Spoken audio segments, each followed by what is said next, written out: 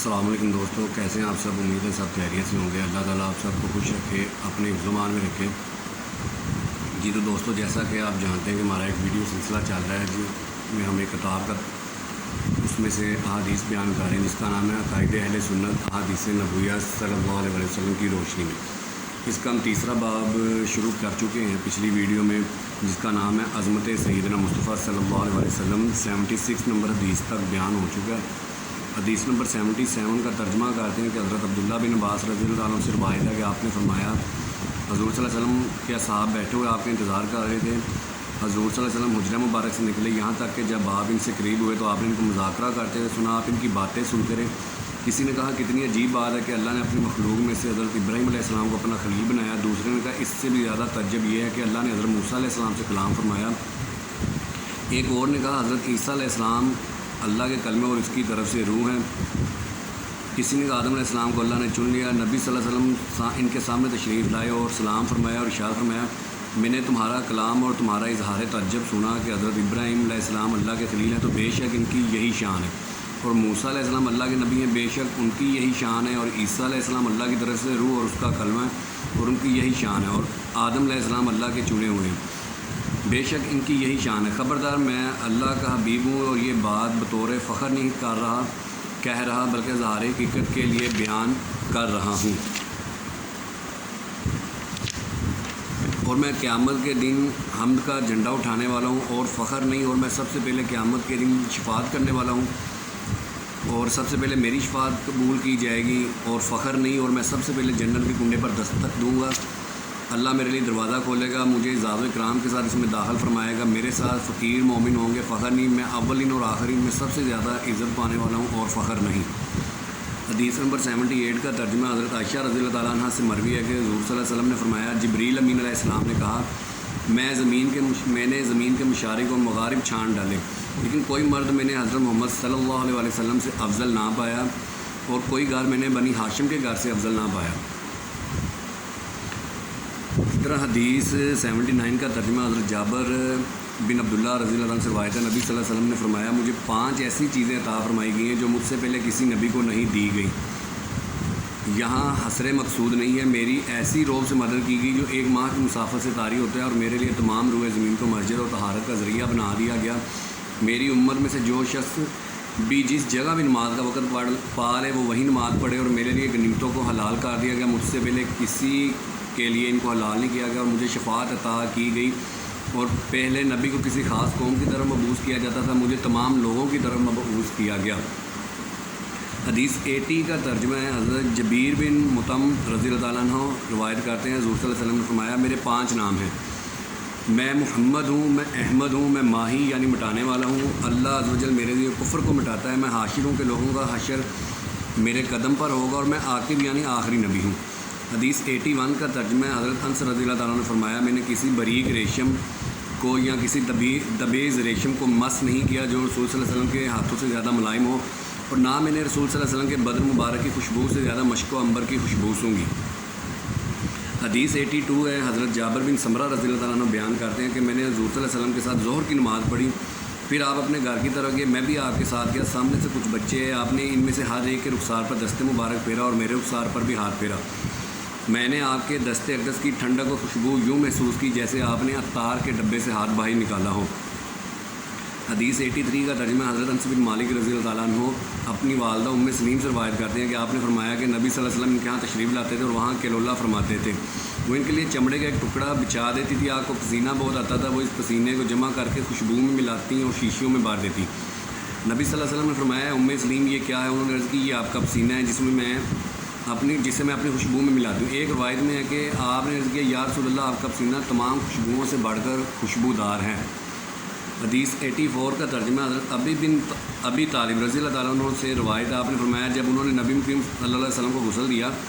تو آپ دیکھنے لگے کہ عام میتوں میں جو چیز ظاہر ہوتی ہے وہ ظاہر تو نہیں ہوئی، لیکن آپ نے کوئی چیز نہ پائی، اور کہا کہ میرے باپ کے رب کی قسم، حضور صلی اللہ علیہ وسلم طیب ہیں۔ عرض کیا، آپ زندگی میں بھی پاکیزہ تھے اور بعد از وصال بھی پاکیزہ ہیں۔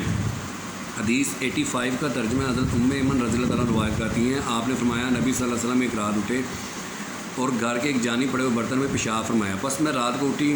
اور مجھے پیاس محسوس ہوئی تو میں نے اس پیشاب کو پانی سمجھ کر پی لیا۔ نبی صلی اللہ علیہ وسلم نے فرمایا اے ام ایمن برتن میں جو کچھ ہے اسے بہا دو۔ یہ سن کر حضور صلی اللہ علیہ وسلم نے فرمایا اتنا مسکرایا کہ آپ کی مبارک داڑھیں ظاہر ہوگی اور فرمایا اے ام ایمن آج کے بعد تیرے پیٹ کو کوئی بیماری لاحق نہ ہوگی۔ تو اسی میں کچھ آگے بیان کیا گیا ہے جس میں ترجمہ ہے امام قاضی ایاز فرماتے ہیں کہ یہ حدیث صحیح ہے کہ عورت نے آپ صلی اللہ علیہ وسلم کے بول مبارک کو پیا اور دارقطنی نے کہا اس کے راوی بخاری و مسلم کے راوی ہیں۔ اور پھر آگے اس میں ایک اور چیز ایڈ کی گئی ہے۔ امام بدر الدین عینی شارح بخاری فرماتے ہیں کہ ہمارے کثیر حناف کا موقع بھی ہے کہ حضور صلی اللہ علیہ وسلم کے تمام فضلات پاک ہے، اور امام اعظم ابو حنیفہ کا موقع بھی یہی ہے کہ آپ فرماتے ہیں حضور صلی اللہ علیہ وسلم کا پیشاب اور تمام فضلات پاک ہیں۔ حدیث 86 کا ترجمہ ہے حضرت عائشہ صدیقہ رضی اللہ تعالیٰ عنہ فرماتی ہیں کہ میں نبی صلی اللہ علیہ وسلم کی بارگاہ میں عرض کیا یا رسول اللہ آپ کو وطر سے پہلے یا رسول اللہ کیا آپ وطر سے پہلے سو جاتے ہیں؟ تو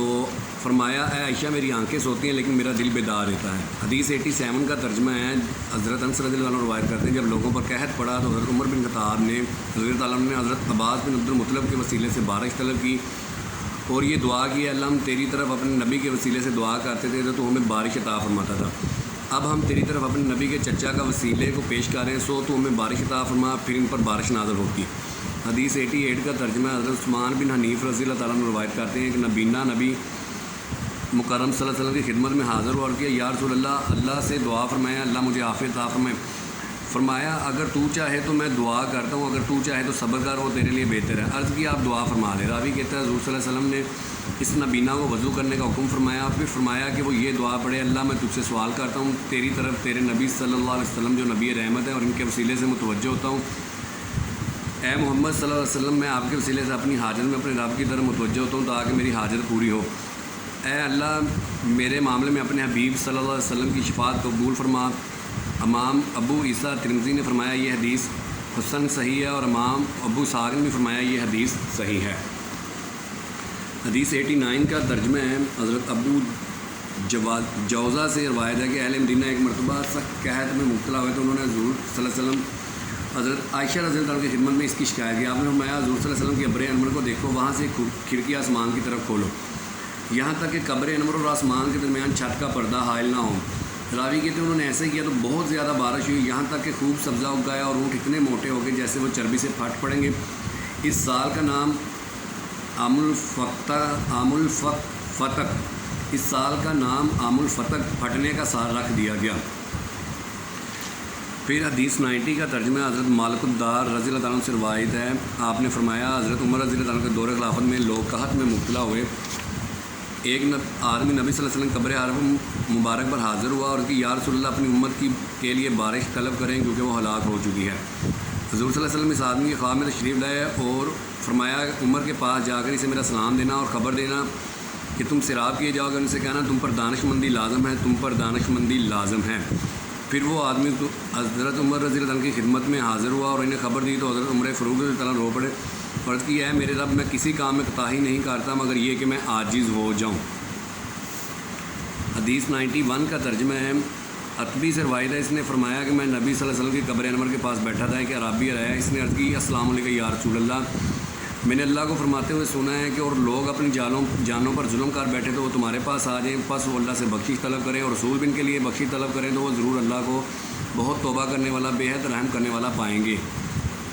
اور میں آپ کی یہ جو میں نے ترجمہ اس حدیث میں کیا ہے یہ سورۃ النساء کی آیت نمبر 64 ہے، اور اس کو آگے سے بیان ہے کہ اس عرابی نے کہا میں آپ کی بارگاہ میں حاضر ہوں اپنے گناہوں کی بخشش طلب کرنے اور اپنے رب کی بارگاہ میں آپ کی شفاعت حاصل کرنے کے لیے۔ پھر اس نے یہ شعر پڑھنے شروع کیے جن کا ترجمہ ہے وہ بہترین ذات جن کا مبارک جسم زمین میں مدفون ہے، پس ان کی پاکیزہ خوشبو سے ٹکڑے اور ٹیلے معطر ہیں، میری جان اس قبر پر فدا ہو جس میں آپ تشریف آئیں، اس میں پاک دامنی اور اس میں جود و کرم ہے۔ راوی کہتے ہیں پھر وہ واپس گیا، اس دوران میری آنکھ لگ گئی، میں نے نبی صلی اللہ علیہ وسلم کو خواب میں دیکھا، آپ نے فرمایا عتبی اس دیہاتی کے پاس جاؤ اسے بشارت دو کہ بے شک اللہ نے اس کو بخش دیا ہے۔ حدیث 92 کا ترجمہ ہے حضرت صاحب بن عبداللہ التستری فرماتے ہیں حضرت موسیٰ علیہ نبینا نے عرض کی اے میرے رب مجھے سیدنا محمد صلی اللہ علیہ وسلم کے بعد درجات دکھا۔ اللہ نے فرمایا اے موسیٰ تمہارے اندر اس کی طاقت نہیں، لیکن میں ان کی عظیم و جلیل منزلتوں میں سے ایک منزلت تجھے دکھاتا ہوں، جس کی بنا پر میں نے ان کو تیرے اوپر اپنی تمام مخلوق پر فضیلت عطا فرمائی ہے۔ اللہ رب العزت نے ان کا آسمانوں کے ملکوت کا مشاہدہ کر دیا، اور حضرت موسیٰ علیہ السلام نے حضور صلی اللہ علیہ وسلم کی ایک منزلت اور ایک درجے کی طرف دیکھا تو قریب تھا کہ اس منزلت کے انوار اور قرب الہی عز و جل کی وجہ سے حضرت موسیٰ علیہ السلام کی روح کفس عنصری سے پرواز کر جاتی۔ حدیث 93 کا ترجمہ ہے، حضرت انس بن مالک رضی اللہ عنہ فرماتے ہیں حضور صلی اللہ علیہ وسلم نے فرمایا جب لوگوں کو ان کی قبروں سے اٹھایا جائے گا تو سب سے پہلے میں قبر سے باہر آؤں گا، میں ان کا خطیب ہوں گا، جب وہ حاضر ہوں گے میں لوگوں کو خوشخبری دینے والا ہوں گا، جب لوگ مایوس ہو جائیں گے اس دن حمد کا جھنڈا میرے ہی ہاتھ میں ہوگا، اور میں اللہ کے نزدیک حضرت آدم علیہ السلام کی تمام اولاد میں سب سے زیادہ عزت والا ہوں، اور یہ بات فخر کے طور پر نہیں کہہ رہا۔ حدیث 94 کا ترجمہ حضرت ابو ہریرہ رضی اللہ عنہ روایت کرتے ہیں حضور صلی اللہ علیہ وسلم نے فرمایا پھر مجھے جنت کے حلوں میں سے ایک حلہ پہنایا جائے گا، پھر میں عرش کی دائیں جانب کھڑا ہوں گا اور مخلوق میں سے میرے علاوہ کوئی بھی اس مقام پر کھڑا نہیں ہوگا۔ حدیث 95 کا ترجمہ ہے، حضرت عبداللہ بن عمر رضی اللہ عنہ روایت کرتے ہیں انہوں نے حضور صلی اللہ علیہ وسلم کو فرماتے ہوئے سنا جب تم مؤذن کو سنو تو وہی کلمات کہو جو مؤذن کہتا ہے، پھر مجھ پر درود پڑھو، جس نے مجھ پر ایک مرتبہ درود پڑھا اللہ اس پر درود کی وجہ سے 10 بار درود بھیجتا ہے، پھر میرے لیے مقام وسیلہ کا سوال کرو، بے شک وہ جنت میں ایک منزلت ہے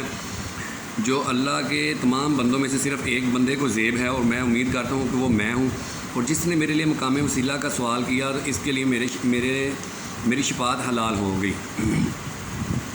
حدیث 96 کا ترجمہ ہے، حضرت ابی بن کعب رضی اللہ عنہ سے مروی ہے حضور صلی اللہ علیہ وسلم نے فرمایا قیامت کے دن میں سب انبیاء کا امام اور خطیب ہوں گا، ان کو شفاعت کرنے والا بھی میں ہوں گا، یہ بات بطور فخر نہیں کہہ رہا۔ حدیث 97 کا ترجمہ ہے، حضرت ابو سعید خدری رضی اللہ عنہ روایت کرتے ہیں حضور صلی اللہ علیہ وسلم نے فرمایا قیامت کے دن حضرت آدم اور ان کے ماں سوا تمام انبیاء علیہ السلام میرے جھنڈے تلے ہوں گے۔ حدیث 98 کا ترجمہ حضرت کعب رضی اللہ تعالیٰ عنہ فرماتے ہیں قیامت کے دن جب حضور اقدس صلی اللہ علیہ وسلم کے لیے زمین شق ہوگی تو آپ صلی اللہ علیہ وسلم 70,000 فرشتوں کے جرمٹ میں باہر تشریف لائیں گے۔ حدیث 99 کا ترجمہ ہے، حضرت ابو ہریرہ رضی اللہ تعالیٰ عنہ روایت کرتے ہیں حضور صلی اللہ علیہ وسلم نے فرمایا پل صراط جہنم کے اوپر ہوگا اور تمام رسولوں میں سے سب سے پہلے میں اپنی امت کے ہمراہی سے عبور کروں گا۔ حدیث نمبر 100 اس کا ترجمہ حضرت ابی بن کعب رضی اللہ عنہ فرماتے ہیں حضور صلی اللہ علیہ وسلم نے مجھے فرمایا اے ابی میری طرف یہ حکم بھیجا گیا ہے قرآن کو ایک قرأت پر پڑھو، بس میں نے فرشتے کو اللہ کی طرف اٹھا دیا اور کرو میری امت پر تخفیف فرما۔ اللہ نے دوسری مرتبہ میری طرف بھیجا 2 قرأتوں پر پڑھو، میں نے پھر اللہ کی طرف لوٹا دیا میری امت پر آسانی فرما۔ اللہ نے تیسری مرتبہ میری طرف فرشتے کو بھیجا کہ تم 7 قرأتوں پر پڑھ سکتے ہو، چونکہ تم نے فرشتے کو بار بار لٹایا ہے لہذا ہر بار لٹانے کے بدلے میں تمہیں دعا دی جاتی ہے، تم جو مانگو تو فوراً قبول ہوگی۔ میں نے عرض کی اللہ میری امت کو بخش دے، میری امت کو بخش دے۔ تیسری دفعہ بھی کہا، تیسری دعا میں نے اس دن کے لیے بچا رکھی ہے جس دن تمام مخلوق میری پناہ کی طرف راغب ہوگی، حتیٰ کہ ابراہیم علیہ السلام بھی۔ جی تو دوستو حدیث نمبر 100 یعنی 100 احادیث ہم بیان کر چکے ہیں۔ اللہ تعالیٰ ہمارے اس سلسلے کو قبول فرمائے، اس میں اگر کوئی غلطی کوتاہی ہوگی ہے تو اللہ پاک اسے درگزر فرمائے۔ تو انشاءاللہ نیکسٹ جلد ہی مزید اس سلسلے کو آگے بڑھائیں گے۔ ملتے ہیں اگلی ویڈیو میں، تب تک کے لیے اللہ حافظ، اپنا خیال رکھیں۔